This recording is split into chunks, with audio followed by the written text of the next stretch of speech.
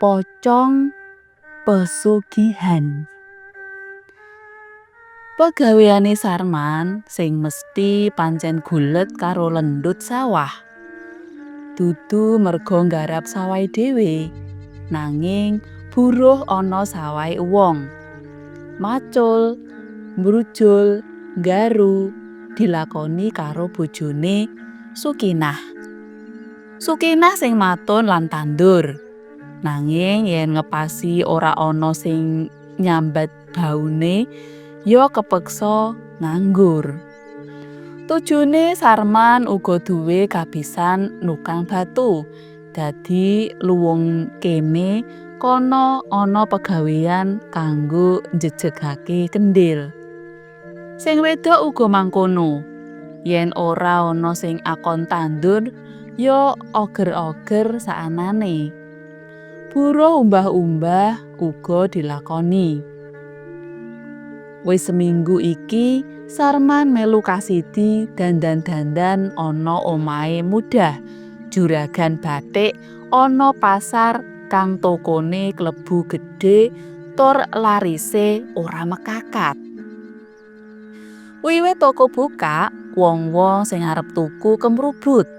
Senajan ing kiwa tengene uga akeh toko batik, nanging sing dirubung tetep duweke Mudah. Mongko yen tekan omah, kain batike ana sing cacat, banjur diijolake maneh. Mudah njaluk tambah rega, senajan barange padha. Kasidi wis kerep nukang ing omahe Mudah. Mula dheweke ngerti tekliwere omah kono. Mula Sarman diwanti-wanti.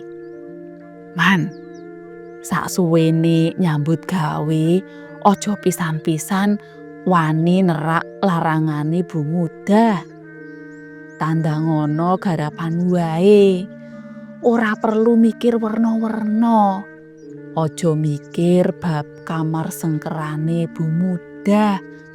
Kuwi kamar wadi. Sarman mantuk. Sing baku nyambut gawe golek pangan. Ngono pikire Sarman. Nanging suwe-suwe Sarman kepikiran. Gene yo, kamar iku ora oleh dibuka. Apa kanggo nyimpen mas-masan inten barleyan? Rene nuhoni welinge kasidi sakjroning 3 dina nukang, dheweke ora tau nyedhaki kamar kasebut. Sarman tandang gawe apa kang dadi tugase. Esuke kaya sing uwis, Mudah tata-tata budal menyang tokone ana pasar. Sorene mulih saka toko, Mudah bablas mlebu kamar lan ora metu. Sakehing keperluan omah sing ngurusi gimah rewange. Oleh 5 dina nukang, kasidi sambat awake greges-greges. Nanging ya tetep manjing. Nutuk-nutukake supaya garapane enggal rampung. Ing sisih liya Sarman gagas. Kok Mudah sajak aweh kawigaten mirunggan marang Kasidi. Kasidi diwenehi dhuwit klebu lumayan. Jarene dikon kanggo menyang dokter ben sehat. Kejaba kuwi uga ditukokake klambi lan jaket. Mongko Sarman ngerti yen Mudah wis kesuwur medhit.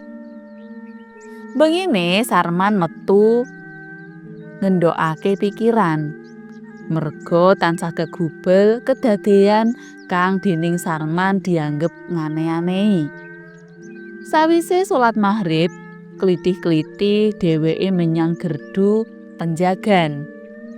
Wiwit sore nganti bengi, gerdu iku ajeg ana wong cangkruk.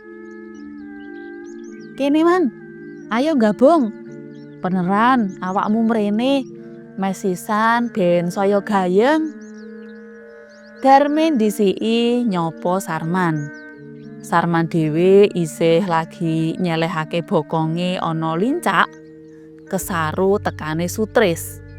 Karo njejeri lungguhe Sarman, dheweke nrocos nakoni Sarman.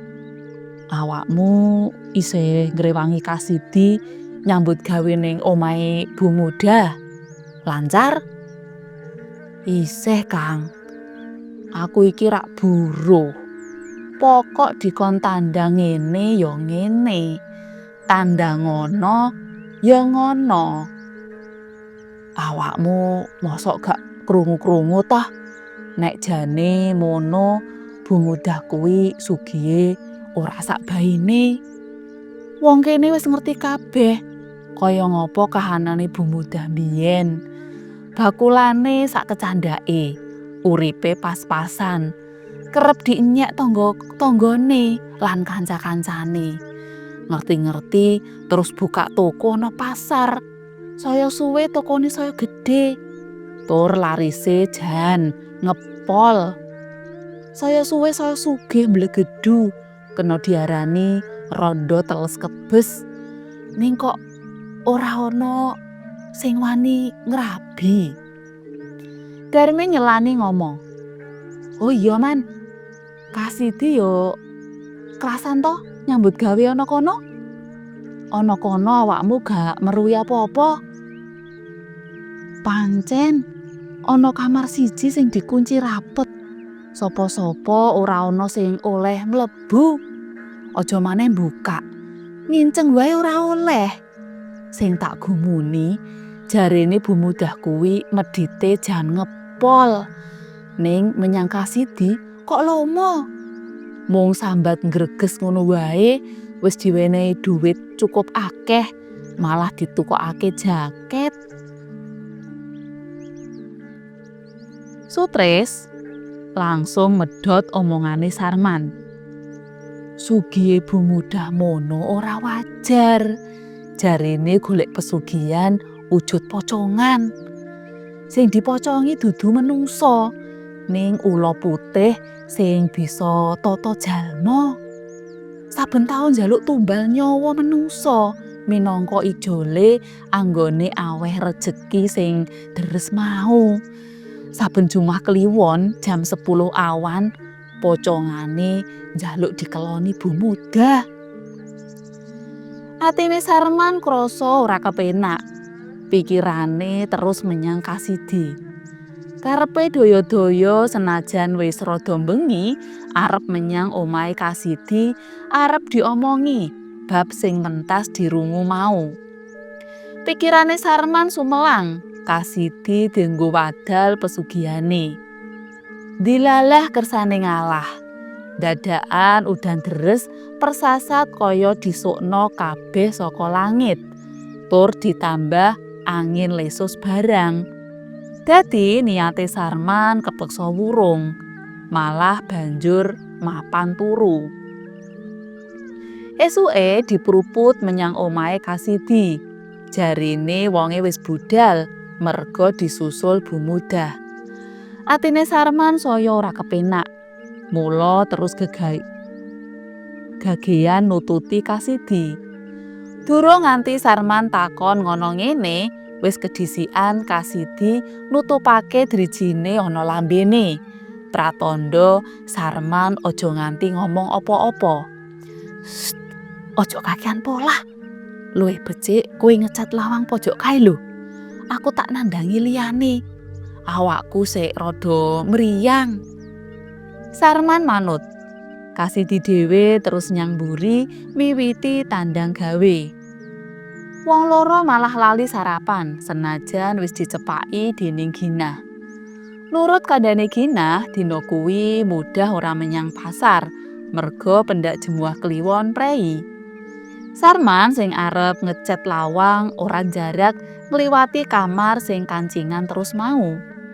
Ning wektu kuwi apa lali apa embuh lawange kok ora kancingan, malah mengo setitik kena kanggo inceng-inceng. Karo ngati-ati banget merga pancen kepengin banget ngerteni apa isine kamar mau, Sarman manek-manekake nginceng. Jero kamar rada remeng-remeng, mung kesunaran gendeng kaca. Mripate Sarman mlolo, atine keder. Dheweke nyumurupi kahanan ngane-anehi.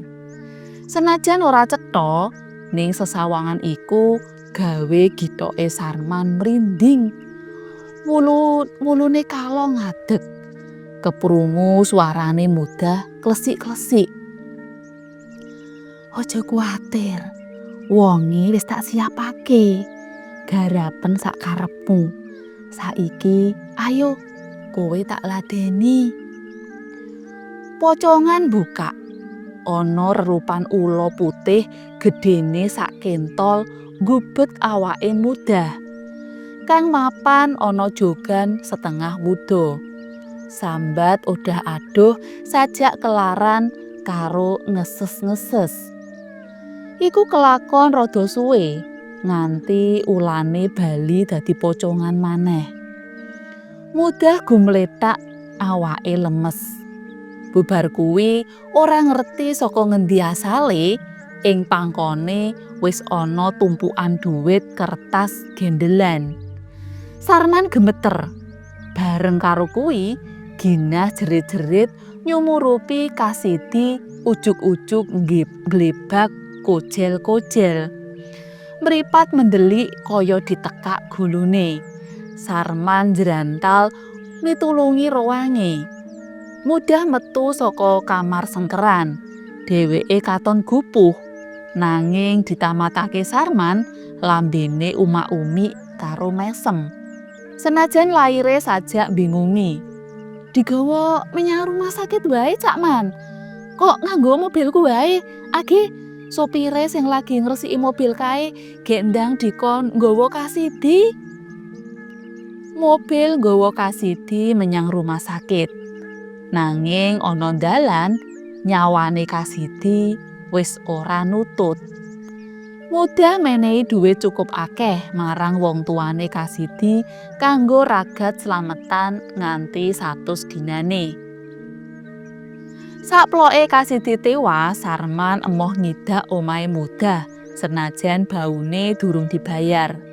Dheweke malah wedi nampa dhuwit saka Mudah. Taun candhake apa merga wayahe setor wadal ora bisa golek wong, apa saka sebab liyane ujug-ujug Mudah lara dadakan persis kaya kang dialami Kasidi kala semono. Awake kojel-kojel, mripat melorok, lambene merot, wusanane ora ngukup. Bandane sing sak kalar-alar dienggo rebutan keponakane, nanging ora ana tanjane. Kabeh kukut-kut.